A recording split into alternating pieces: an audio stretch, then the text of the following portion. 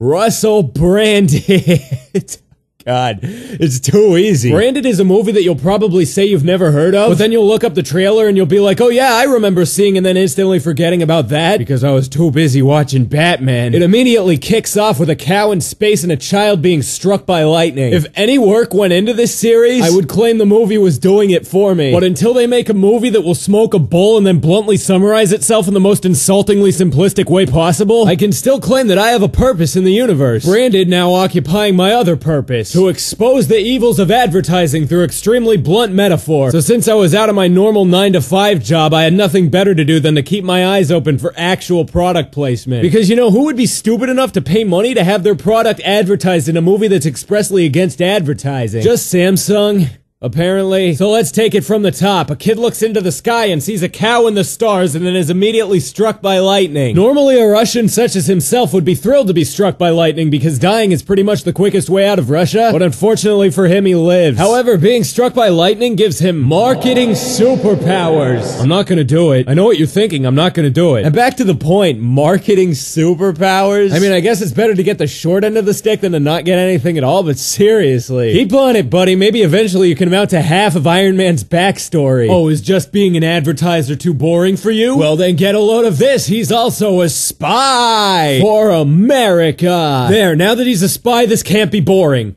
Right? He uses his pen to record marketing conversations and you know what, it's really not important. I don't even know why I brought it up. But Misha, which is his name, oh man, I'm so good at conveyance, I didn't have an end to that sentence. Fuck! So anyway, he starts screwing his boss's daughter, because who doesn't want to fuck their boss's daughter? The answer to that is people whose bosses have fat daughters. Now, mixing business and pleasure is sort of like cholesterol. There's good cholesterol and then there's bad cholesterol. Fucking your boss's daughter is good cholesterol. Entering a business arrangement with your boss's daughter is definitely bad cholesterol. And that's what it all comes down to, is cholesterol. Because once she gets that commitment of being in a business relationship, she thinks she doesn't have to take care of herself anymore, and then she gets fat. Or she starts a terrible reality show about fat people. And that's what she did, so great, that's just what the world needs. More programming blocking up precious airtime on the Women's Entertainment Network that could be better spent on RuPaul's Drag Race. Anyway, she makes a show that's kind of like The Biggest Loser. And Misha markets it to stupid people like you! Because advertising is evil. It was invented by Lenin for communism. The movie actually makes that claim. Hold on, I'm looking this up.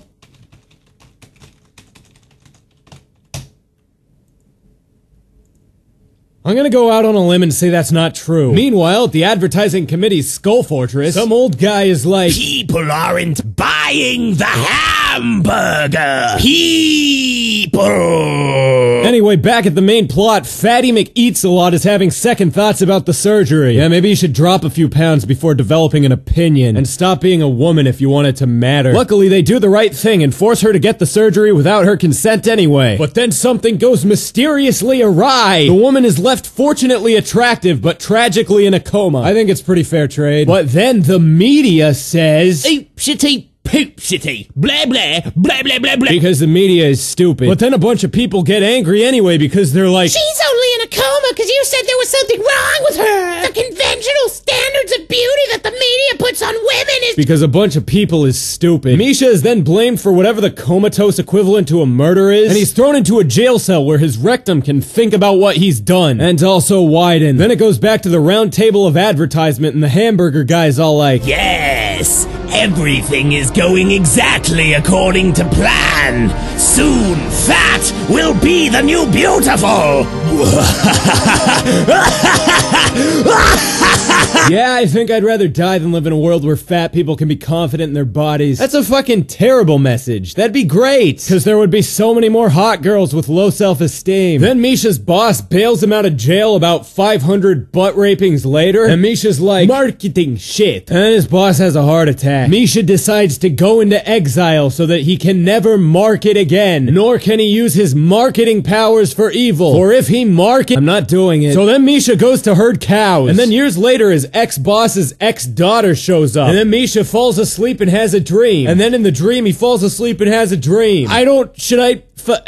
I'm plugging myself here, I guess. I've got to advertise just to spite it. Fuck you and the message you stand for. So then in the dream, Milos gets very specific instructions to do the dumbest thing ever. So he builds a big wooden fortress, and then he looks at a white cow, and then the white cow turns into a red cow, and then he takes the red cow into the wooden fortress. Then he gets naked and kills the cow with an axe. Staggers out, covered head to penis and blood, and then sets the fortress on fire. Then he goes and he finds the ashes of the cow, and then he puts them in water, and then he has this really weird fucking slimy cow water, and then he dumps it on his idiot face and passes out naked in the middle of nowhere. Then he wakes up in his boss's daughter's car, who apparently found him in that state and thought, how about I bring this possible psychotic to my home? He can meet my obese, easily murdered child. Wait a minute.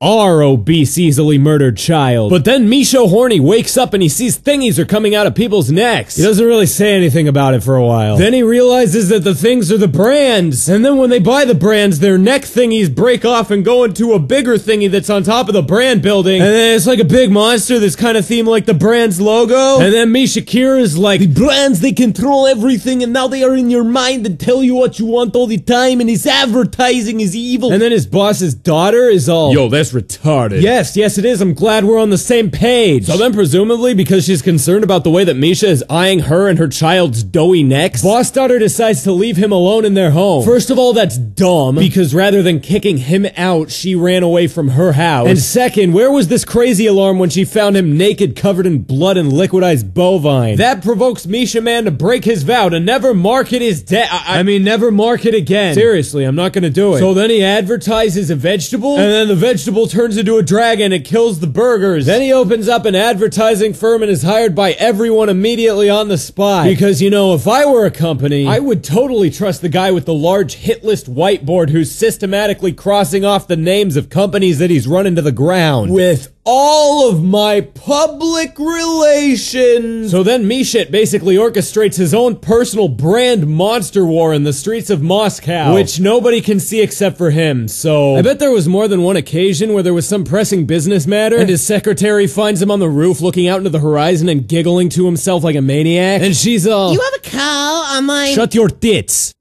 I am watching Coke wrestle Pepsi. What the fuck? And then she shuts her tits, and then he grinds them up and snorts that— I mean, all the monsters kill each other. And then Russia does what Russia does best. Be's a bad place to live. Then the citizens assemble into an angry mob in hopes that they'll be unfairly gunned down by the police. And then Misha's girlfriend shows up in Misha's advertising majiggy thing. Just as the angry mob gets there, oh no! Misha, use your cow powers, and oh fuck, they beat his ass. A cop shows up with a gun and fires into the air, killing no one and wasting the one service-issued round that Russian officers of the law are given. Disappointed that none of them would taste the sweet release of death that day, they all turn around and go home. Then the Russian government bans advertising forever and builds gulags, because fuck you. Back at Castle Gayskull, the Burger King dons a Stalin was a super cool guy hoodie sweatshirt. Tight-fitting and pre-washed, only $185.99 at your local Abercrombie & Fitch, you shit-eating fat— He's all like, to the stars I must return! I will cultivate my glorious army of fat women, and there will be enough cushion for more pushing than ever before!